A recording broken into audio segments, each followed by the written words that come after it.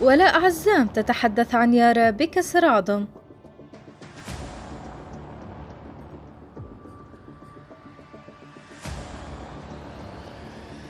يواصل الفنانون السوريون التعليق على أدوارهم التي أدوها في مسلسلات الموسم الرمضاني الذي انتهى قبل عدة أيام، لتنضم الفنانة ولاء عزام وتعلق على دورها في مسلسل كسر عظم الذي أخذ ضجة كبيرة.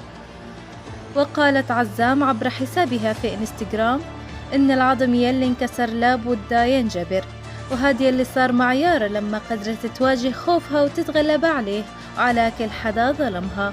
إن شاء الله هالشخصية تكون تركت عندكم أثر، وبتمنى تكونوا حبيتوها.